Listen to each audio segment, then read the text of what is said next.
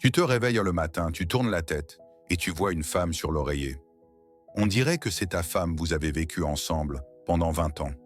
Tu connais chaque grain de beauté sur son dos, tu te rappelles son odeur après la douche et comment elle fronce drôlement le nez en buvant son café matinal. Mais ces derniers mois, un sentiment d'anxiété visqueux ne te quitte plus l'impression qu'une parfaite étrangère dort à tes côtés. Une inconnue. Avant d'explorer les aspects mystérieux de la psychologie et du comportement humain selon Jung, je vous invite à vous abonner à la chaîne si ce n'est pas encore fait. Chaque vidéo ici n'est pas seulement une source d'information, mais un véritable voyage vers la découverte de soi pour apprendre à reconnaître son ombre intérieure et développer une compréhension profonde de soi-même. Si vous trouvez ce sujet utile, commentez un. Si vous ne ressentez pas encore de connexion, appuyez simplement sur 0. Chaque retour est une source de motivation pour continuer à vous offrir des contenus profonds afin de vous aider à mieux vous comprendre. Commençons. Elle a commencé à s'habiller différemment. Dans son regard est apparu un éclat froid, évaluateur qui te met mal à l'aise. Elle s'est inscrite à la salle de sport et muscle ses fessiers avec une telle ardeur qu'on dirait qu'elle se prépare pour les Jeux Olympiques ou pour se vendre à l'exportation. Elle a cessé de rire à tes blagues et au lit, au lieu de la tendresse habituelle, tu ressens soudain une exigence sauvage, presque animale, ou au contraire une aliénation glaciale qu'aucune parole ne peut briser. Tu commences à passer frénétiquement en revue les options, un amant, la crise de la quarantaine, ou peut-être as-tu toi-même perdu du terrain et ne l'excites-tu plus en tant qu'homme. Calme-toi. La vérité que je vais te révéler aujourd'hui est bien plus profonde, plus complexe, et pour être honnête, plus piquante qu'une banale infidélité. Ce qui arrive à ta femme, le grand psychologue Carl Jung et le père de la psychanalyse Sigmund Freud l'appelaient une transformation inévitable. Mais nous n'allons pas nous perdre dans les méandres d'une science ennuyeuse. Nous allons appeler cela plus simplement et plus durement le syndrome de la seconde jeunesse. C'est le moment où l'horloge biologique d'une femme commence à sonner si fort qu'elle étouffe la voix de la raison, de la conscience et du devoir conjugal. Ce n'est pas seulement un changement d'humeur, c'est une révolte hormonale qui transforme une mère et une ménagère exemplaire en une prédatrice insatiable, égoïste, mais diablement attirante. Regarde ou écoute ce contenu jusqu'au bout, car à la fin je dévoilerai le secret principal de cette transformation. Ce mécanisme caché que j'appelle la grande transaction biologique. Si tu comprends l'essence de cette transaction, tu pourras non seulement sauver ton mariage, mais aussi obtenir dans ta chambre la femme dont tu rêvais à 20 ans. Mais si tu ignores ce fait, ton bateau familial se brisera contre les rochers de sa nouvelle libido plus vite que tu n'auras le temps de dire le mot « divorce ». Et oui, je sais que beaucoup d'hommes ressentent actuellement cette pointe au cœur en reconnaissant leur situation. Avant d'explorer les aspects mystérieux de la psychologie et du comportement humain, selon Jung, je vous invite à vous abonner à la chaîne si ce n'est pas encore fait. Chaque vidéo ici n'est pas seulement une source d'information, mais un véritable voyage vers la découverte de soi pour apprendre à reconnaître son ombre intérieure et développer une compréhension profonde de soi-même. Si vous trouvez ce sujet utile, commentez un. Si vous ne ressentez pas encore de connexion, appuyez simplement sur 0 chaque retour est une source de motivation pour continuer à vous offrir des contenus profonds afin de vous aider à mieux vous comprendre. Maintenant, comprenons ce qui se passe dans la tête et le corps de ta femme, la chimie du corps et la mort de la femme complaisante. Commençons par la base sans laquelle il est impossible de comprendre pourquoi ta douce petite chatte a soudainement commencé à sortir ses griffes. Rappelle-toi votre jeunesse. Quand elle avait 25 ou 30 ans, elle était orientée vers la création du nid. La nature a prévu qu'à cet âge, la femme soit dirigée par l'œstrogène. On peut appeler cette hormone la grande diplomate ou même la douce trompeuse. L'œstrogène pousse la femme à arrondir les angles, à supporter les chaussettes qui traînent, à pardonner les retards au travail et, plus important encore, à s'adapter à l'homme au lit. Elle voulait plaire, elle voulait être une bonne épouse, elle voulait préserver la famille à tout prix. Elle était guidée par l'instinct de conservation de la progéniture. Tu étais pour elle un protecteur et un pourvoyeur, et pour cela, elle était prête à fermer les yeux sur tes défauts. Mais le temps passe. Après 40 ans, la production d'œstrogène commence à chuter radicalement. Et c'est là que se produit la chose la plus intéressante, celle dont les magazines féminins ne parlent généralement pas.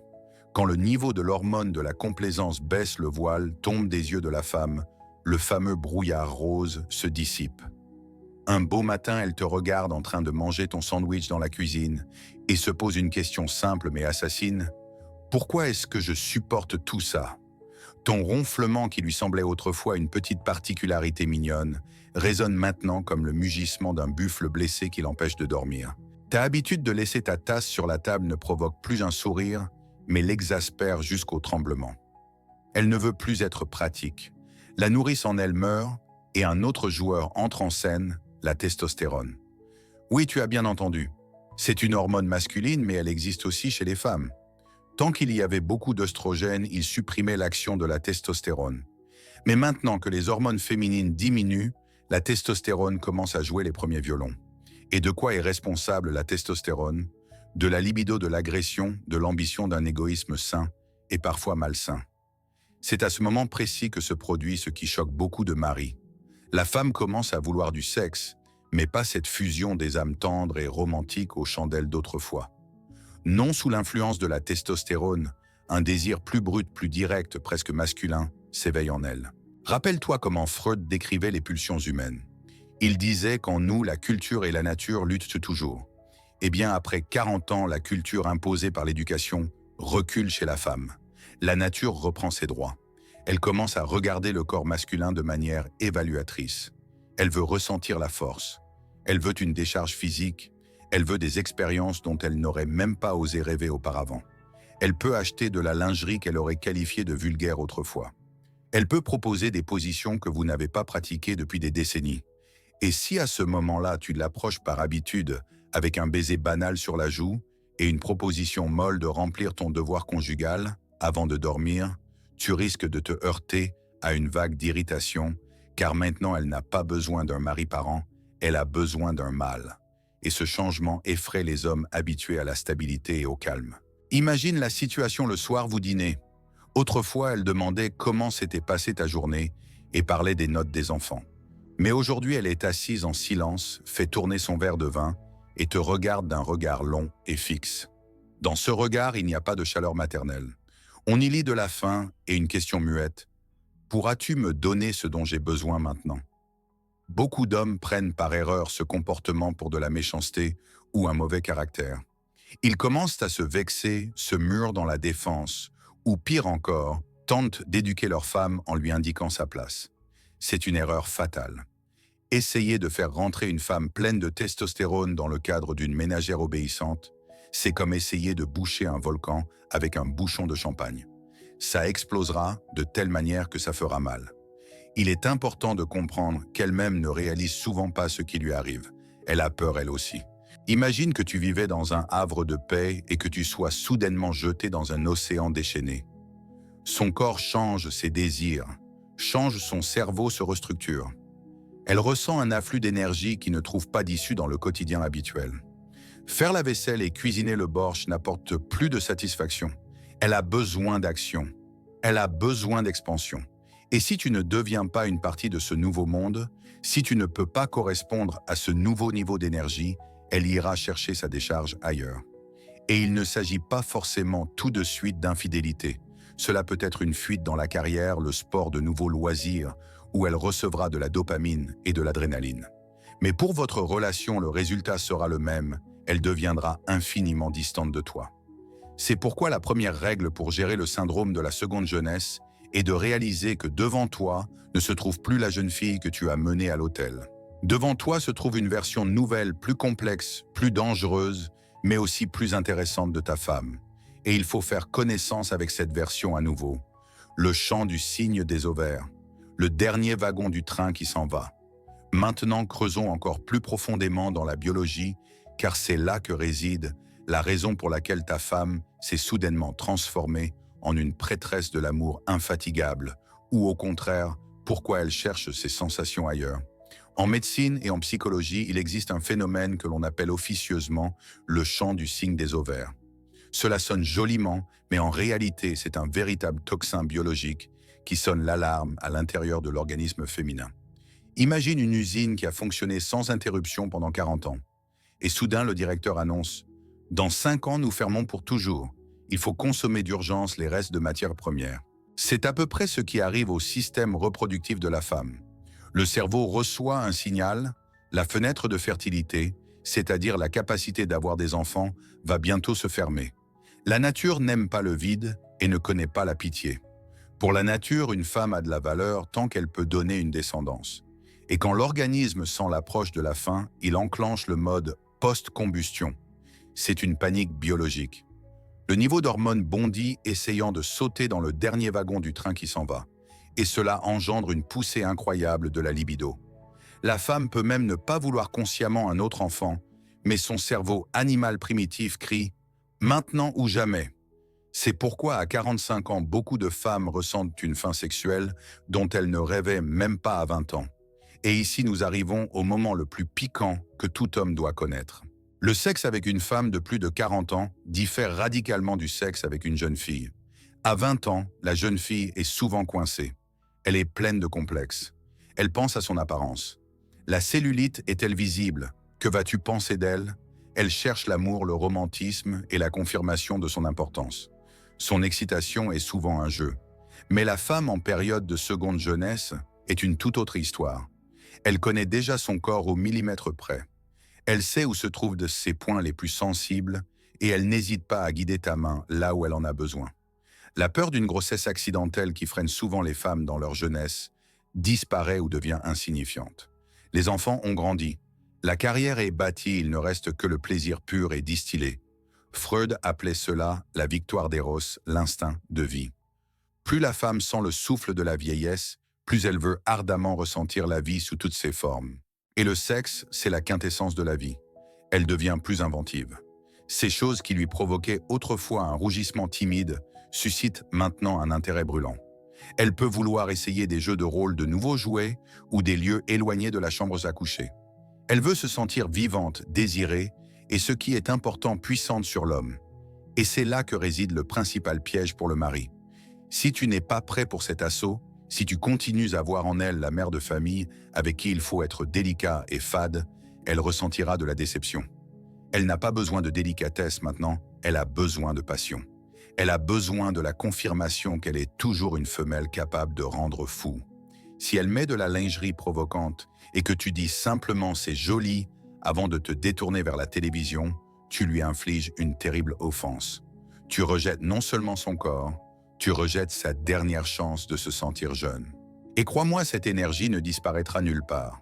Si elle ne l'exprime pas sur toi, elle trouvera un autre objet car le chant du cygne doit être chanté et il le sera. La seule question est, qui sera l'auditeur, toi ou quelqu'un d'autre? Le syndrome du nid vide, où part l'énergie de la mère? La pièce suivante de ce tableau complexe est la transformation sociale que les psychologues appellent le syndrome du nid vide. Regardons honnêtement la vie d'une famille ordinaire. Pendant 20 ans, le focus de l'attention de la femme a été décalé vers les enfants. L'école, les activités, les devoirs, les rhumes, l'université. Le rôle de mère était principal, il occupait tout l'espace de sa vie. Toi, en tant que mari, tu étais souvent au second plan comme un élément nécessaire de l'infrastructure. Mais voilà, les enfants ont grandi, ils sont partis étudier, se sont mariés ou sont simplement devenus indépendants et ont fermé la porte de leur chambre. Le silence s'installe dans la maison. Là. Et dans ce silence, la femme s'approche du miroir. Elle regarde son reflet et comprend le rôle de mère est joué.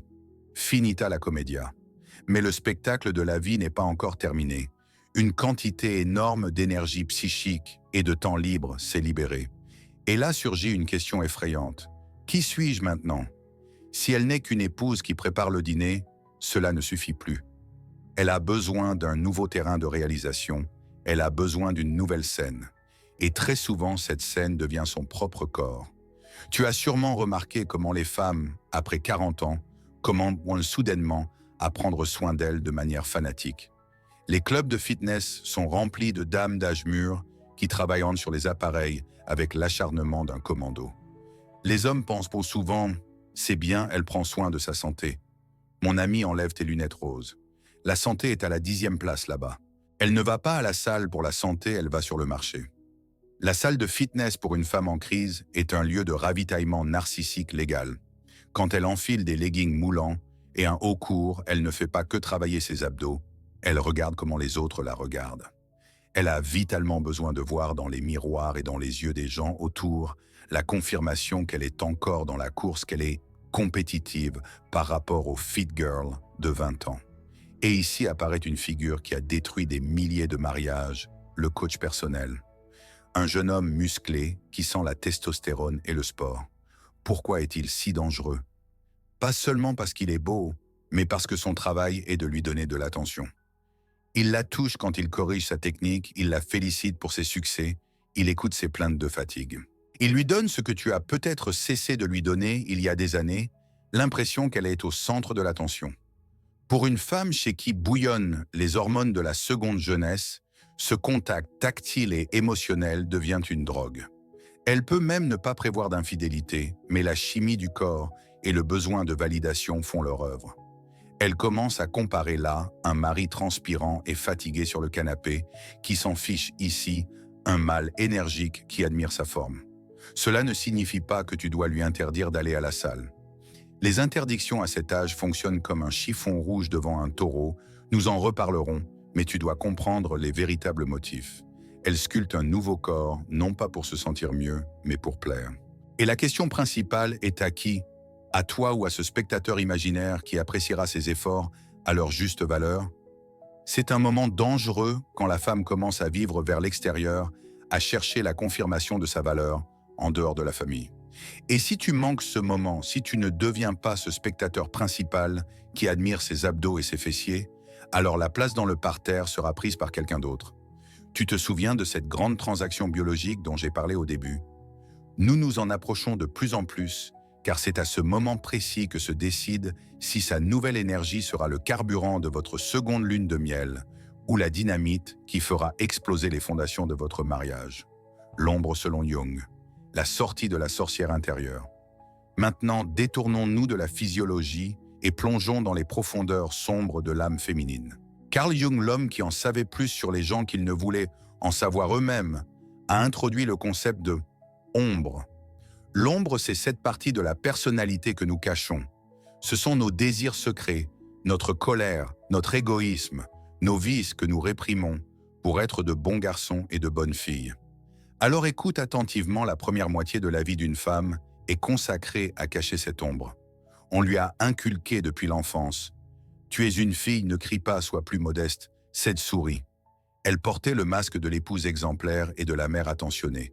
Mais après 40 ans, quand le bouclier hormonal tombe, porter ce masque devient insupportablement lourd. Et il se produit ce que Carl Jung appelait l'intégration de l'ombre. Et en langage masculin simple, cela veut dire une chose, sa sorcière intérieure sort en liberté. N'aie pas peur de ce mot. Sorcière en russe, Viedma, vient du mot Veda, savoir. C'est une femme qui a cessé d'avoir peur d'être mauvaise. Elle a cessé d'avoir peur de ton jugement. Elle a cessé d'avoir peur des regards de travers des voisins, et cela la rend diablement dangereuse, mais aussi incroyablement attirante. Rappelle-toi comment elle se comportait autrefois pendant les disputes. Elle pleurait, se vexait, se taisait. Maintenant, tout a changé. Elle peut te regarder dans les yeux et dire un « non » ferme et direct, ou t'envoyer au diable textuellement. Si tu as dépassé les bornes, sa tolérance à la fausseté tombe à zéro. Mais la transformation la plus intéressante que la sorcière opère se passe derrière les portes closes de la chambre.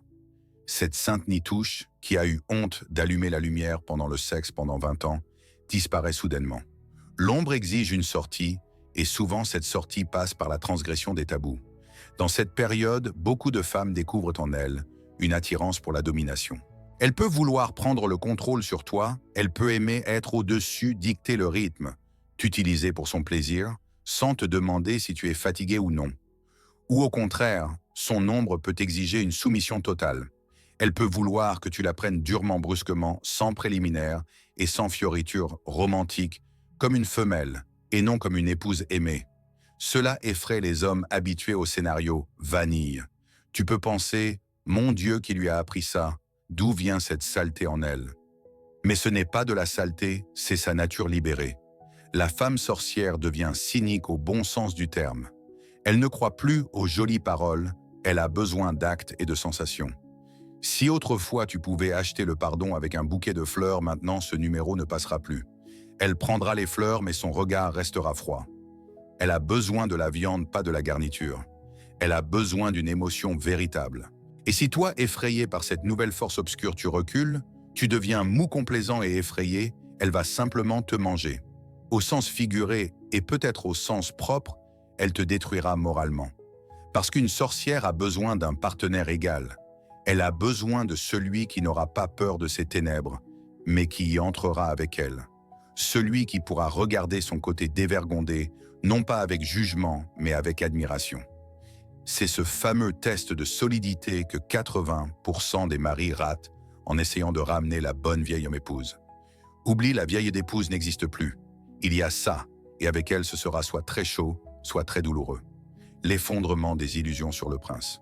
En même temps que la sortie de l'ombre se produit une autre catastrophe mentale globale dont les éclats volent directement vers les maris. C'est l'effondrement de l'illusion du prince charmant. Soyons honnêtes, presque chaque femme a grandi avec les contes de fées. Quelque part au fond de son âme même à 35 ans, elle croyait que son homme était ce héros qui résoudrait tous les problèmes, devinerait tous les désirs et la porterait sur ses mains éternellement.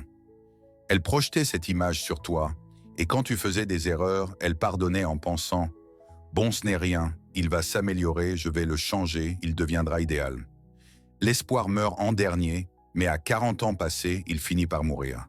La femme réalise soudain la cruelle vérité, le prince n'existe pas, et tu n'es certainement pas lui. Elle te regarde avec un regard réel, sans les filtres de l'amour et de l'espoir. Elle voit ton ventre à bière, ta calvitie, ta paresse, ton indécision. Elle comprend, c'est tout, c'est la fin, ce ne sera pas mieux, il ne changera pas. Au premier moment, cela provoque chez elle un choc, une dépression et une colère sauvage contre toi parce que tu n'as pas répondu à ses attentes. C'est précisément dans cette période que les femmes initient souvent des divorces avec la formule « caractères incompatibles ». En réalité, elle est juste fatiguée d'attendre un miracle. Mais si votre mariage survit à cette première explosion, une phase de pragmatisme froid s'installe. Et cela, mon ami, peut jouer en ta faveur si tu es intelligent. Quand la femme cesse de chercher en toi le héros idéal, elle commence à chercher en toi une source de ressources concrètes et de plaisir ici et maintenant. Elle devient égoïste. Elle raisonne ainsi. D'accord, ce n'est pas un prince, il ne m'emmènera pas dans un château, mais peut-il me donner du plaisir tout de suite? Est-il bon au lit? Est-il commode de vivre avec lui? Assure-t-il mon confort? Le romantisme s'en va, l'économie de marché des relations arrive. Cela sonne cynique, mais c'est libérateur. Tu n'as plus besoin de faire semblant d'être un chevalier, tu as juste besoin d'être un homme de qualité. Elle veut tout prendre de la vie tant qu'il est temps. Tu te souviens du chant du cygne. Eh bien maintenant, elle te regarde comme un instrument pour la réalisation de ses désirs. Si tu fonctionnes correctement, que tu lui donnes des émotions, du sexe, de qualité, de la stabilité financière, elle sera avec toi. Non pas à cause des vœux à l'autel, mais parce que c'est avantageux et agréable pour elle. C'est une transaction honnête. Mais si tu deviens une valise sans poignée, qu'il est lourd de porter et dommage de jeter, elle choisira de te jeter, car elle n'a plus de temps pour la pitié. L'horloge tourne, elle doit vivre, elle doit brûler. Et si tu ne peux pas lui donner de feu, elle n'essaiera pas de tirer une étincelle d'une bûche mouillée. Elle ira simplement se chauffer à un autre foyer. Et ici, beaucoup d'hommes commettent une erreur fatale. Voyant ce pragmatisme froid, ils commencent à pleurnicher. Tu es devenu insensible, tu ne m'aimes plus. Tu en appelles à des sentiments qui n'existent plus sous leur ancienne forme. Tu essaies de jouer sur la pitié alors qu'il faut jouer sur les instincts. Il faut lui montrer que tu es toujours un bon parti, que tu es ce même mâle qui peut satisfaire sa sorcière. C'est le passage de l'amour romantique au partenariat de deux prédateurs adultes. Et crois-moi, une telle union peut être bien plus solide et surtout bien plus passionnée que les vœux naïfs de la jeunesse. Mais pour conclure cette nouvelle union, tu as besoin d'instructions et je vais te les donner tout de suite. Instructions de survie. Comment ne pas devenir l'ex? Alors nous avons fait le diagnostic complet. Nous avons découvert que ta femme s'est transformée en une créature totalement différente. Elle a de nouveaux réglages, de nouveaux désirs et un nouveau niveau d'agression effrayant. Que doit faire un homme ordinaire qui veut non seulement garder le tampon sur le passeport, mais réellement kiffer la vie? Oublie les conseils des magazines féminins sur « écoutez-vous l'un l'autre ». Dans une situation de révolte hormonale, les paroles ne fonctionnent pas, seuls les actes comptent. Je vais te donner 4 stratégies qui te transformeront de mari commode en objet de son désir. Écoute attentivement car ce sera dur mais honnête. La première et la plus importante règle tue en toi le petit papa et le casse-pied. L'erreur la plus fatale que commettent les maris dans cette période est d'essayer d'interdire ou de faire la morale. Pourquoi t'es-tu habillé comme ça? Tu as déjà 45 ans. Pourquoi ce fitness? Reste à la maison, fais la cuisine. Tu es une mère, comporte-toi modestement. Rappelle-toi, mon ami, toute interdiction fonctionne maintenant comme de l'essence jetée sur un feu ouvert. En elle bouillonne une adolescente multipliée par l'expérience d'une femme adulte et expérimentée. Si tu construis des murs, elle les démolira, ou pire encore, trouvera celui qui lui ouvrira silencieusement la porte vers le monde des plaisirs interdits. Cesse d'être sa conscience, cesse d'être son surveillant. Plus tu la contrôles, plus elle veut s'enfuir. Ta tâche n'est pas de tenir la laisse, mais de faire en sorte qu'elle n'ait pas envie de s'en détacher. Deuxième stratégie devient son complice de crime. C'est un tour psychologique complexe, mais il fonctionne infailliblement. Si elle veut du drive, donne-lui du drive, mais prends la tête du mouvement. Elle veut aller à la salle, ne pleurniche pas en disant que c'est cher ou inutile. Vas-y avec elle. Pas pour contrôler qui la regarde, mais pour soulever ta propre fonte à côté d'elle. Qu'elle voit comment tu transpires, comment tes muscles se tendent. Qu'elle sente ta testostérone, pas l'odeur du canapé. Elle a acheté une robe provocante, presque dévergondée, qui t'a fait écarquiller les yeux. Ne t'avise pas de critiquer. Approche-toi, prends-la par la taille pour qu'elle sente ta force. Regarde-la dans les yeux et dis d'une voix basse « Dans cette robe, tu es telle que j'ai envie de te l'arracher ici même. Mais prenons le risque, allons au restaurant avec. Que les autres mecs bavent et soient jaloux de savoir que cette nuit, c'est moi qui enlèverai cette robe. Prends l'initiative. Ta tâche est de montrer que tu n'as pas peur de sa nouvelle sexualité agressive, tu es prêt à la consommer. Tu dois devenir ce même mauvais garçon qu'elle cherche inconsciemment ailleurs tout en restant son mari. Le troisième outil est l'art de la jalousie contrôlée. C'est dur, c'est manipulatoire, mais c'est nécessaire comme l'air. Pendant 20 ans de mariage, elle s'est habituée à ce que tu sois comme un vieux réfrigérateur pratique. Tu es dans la cuisine, tu ne bougeras pas. Tu es fiable, mais tu n'excites pas. Or, une femme en période de seconde jeunesse a besoin d'un trophée. Elle a besoin d'un sentiment de compétition aigu. Elle a besoin de comprendre qu'elle t'a gagné face à d'autres femelles. Ébranle légèrement sa confiance en elle. Cela se fait subtilement. Occupe-toi de ta garde-robe, jette tes t-shirts détendus, achète des chemises qui soulignent tes épaules. Commence à t'attarder pour tes affaires sans expliquer les raisons et sans rendre compte de chaque minute. Que tu sentes le bon parfum cher et non les boulettes de viande. Quand vous marchez dans la rue ou que vous êtes assis dans un café, n'aie pas peur de regarder avec un léger sourire évaluateur une autre femme soignée. Ne dépasse pas les bornes, ne sois pas impoli, ne mate pas comme un obsédé. Montre simplement que ton radar fonctionne, que tu es un homme vivant qui voit la beauté. Ta femme doit ressentir une légère piqûre froide de peur de te perdre. Cette peur est le meilleur aphrodisiaque au monde. Dès qu'elle comprendra que sur le marché des relations, tu es encore coté, son instinct de propriété ancestrale s'éveillera instantanément. Elle voudra marquer son territoire et le meilleur endroit pour cette marque est votre chambre. Et quatrièmement, le plus savoureux, réécrit votre contrat sexuel. Cesse de demander, cesse de quémander le sexe comme un devoir conjugal ou une aumône pour avoir fait la vaisselle. C'est une position de faible et une femme pleine de testostérone méprise la faiblesse. Commence à prendre. Si elle est froide, éloigne-toi. Fais l'effet miroir. Occupe-toi de tes affaires. Deviens froid, occupé et inaccessible. Paradoxe de la psychologie féminine à cet âge, dès que tu cesses de courir après elle avec des yeux de chien battu et que tu commences à vivre ta propre vie intéressante et saturée, elle vient d'elle-même vers toi parce que sa sorcière intérieure cherche de la résistance. Il ne l'intéresse pas de vaincre celui qui a déjà abandonné et qui est couché sur le dos les pattes en l'air. Il l'intéresse de conquérir un rocher. Sois ce rocher.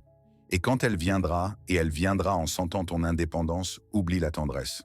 Ou plutôt, oublie cette tendresse vanille que vous aviez les premières années.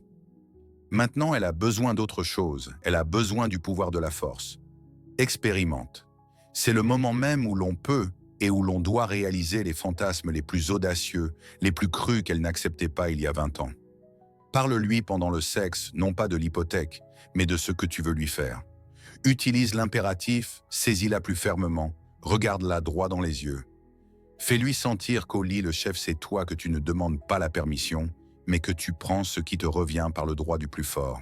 Cela peut sembler risqué, mais c'est précisément cette approche qui relance souvent la libido féminine, qui semblait s'être endormie pour toujours. Elle veut être prise. Donne-lui cette sensation et elle te sera plus fidèle qu'au jour du mariage. Finale, la grande transaction biologique. Et maintenant l'essentiel, ce pourquoi nous avons commencé cette conversation longue et franche. Cette fameuse grande transaction biologique dont j'ai fait allusion au tout début. J'ai promis de révéler ce secret et maintenant tu vas comprendre pourquoi c'est si important. Sans cette compréhension, tu vas simplement devenir fou de ces agissements. Écoute-moi attentivement. La nature est un marketeur génial, cynique et très calculateur. Dans la jeunesse, elle donne à la femme une peau éclatante, un corps ferme et une foi naïve en l'amour, dans un seul but, attirer l'homme dans le piège de la reproduction. Nous les hommes, nous nous marions sur cette promesse d'un printemps éternel. Nous bâtissons des maisons, élevons des enfants, trimons au travail. Mais ensuite, la nature vient et dit « le contrat est terminé ».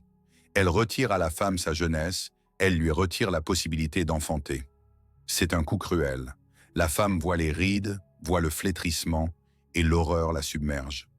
Et pour que la femme ne devienne pas folle de ce chagrin, pour qu'elle ne saute pas par la fenêtre, par réalisation de la vieillesse, la nature lui propose une nouvelle transaction secrète. L'essence de cette transaction est la suivante. Je te retire ta jeunesse et ton innocence, mais en échange, je te donne une liberté intérieure totale, l'absence de honte et une sensualité consciente si déchaînée qu'aucune fille de 20 ans ne la connaît. C'est un troc, un échange équitable. Et ta femme est actuellement en plein processus de signature de ce contrat avec le sang de ses hormones. Elle change son rôle de mère attentionnée pour celui de femelle libre. Oui, c'est une crise. Oui, cela brise ton mode de vie habituel où le bortsch était à l'heure et le sexe le samedi. Mais c'est aussi ton ticket d'or, ton jackpot, si tu as le courage de le ramasser. Tu peux obtenir une femme qui veut du sexe pour le sexe lui-même, pour le plaisir, et non pour la conception ou pour garder un mari. Une femme qui sait ce qu'elle veut et sait le faire avec virtuosité. Une femme avec qui on peut vivre une seconde vie beaucoup plus éclatante, saturée et piquante que la première. Beaucoup d'hommes à ce moment-là prennent peur. Ils s'esquivent, ils cherchent un nouveau modèle plus jeune, plus bête, plus simple, celle qui les admirera et ne demandera pas d'exploits au lit. Ils fuient la complexité, ils choisissent le déclin. Mais si tu n'es pas un lâche, si le chasseur vit encore en toi, si tu es prêt à accepter les conditions de cette transaction audacieuse, tu gagneras. Tu cesseras de vivre avec une parente avec qui tu n'es lié que par l'hypothèque, et les petits-enfants, tu commenceras à vivre avec une maîtresse. Oui, ce feu peut brûler. Oui, il faudra être à la hauteur. Mais réponds-toi honnêtement, n'est-ce pas la chaleur et le feu que tu as cherché toutes ces années en gelant dans la routine du quotidien? Le feu s'est allumé directement dans ta maison. Ne l'éteins pas avec tes peurs et tes interdictions et ne le laisse pas brûler ta maison jusqu'aux fondations. Utilise-le pour te chauffer et allumer ton propre chaudron. Tout de suite, quand la vidéo sera finie, regarde ta femme, mais pas avec ce regard usé avec lequel tu l'as regardée ces 10 dernières années. Regarde-la comme une inconnue dangereuse et imprévisible, avec qui tu vas vivre l'idylle la plus mouvementée, la plus crue et la plus honnête de ta vie. Ce ne sera pas facile. Il faudra transpirer au sens propre, comme au figuré. Il faudra lever tes fesses du canapé. Mais le prix en vaut la peine. C'est cela la vraie vie d'homme, ne pas se laisser porter par le courant en devenant un vieillard, mais maîtriser les éléments en restant un guerrier. Si tu es prêt pour cela, si tu acceptes le défi, bienvenue dans le club des hommes, pour qui la vie après 40 ans ne fait que commencer. Merci d'avoir regardé cette vidéo jusqu'à la fin. Comment vous sentez-vous après cette exploration d'aujourd'hui et qu'est-ce qui vous a le plus inspiré ou marqué? N'hésitez pas à partager vos impressions dans les commentaires afin que nous puissions connaître vos réflexions. Et si cette vidéo vous offre une nouvelle perspective sur vous-même ou sur la psychologie humaine, n'oubliez pas de laisser un like et de vous abonner à la chaîne pour ne manquer aucune des prochaines explorations.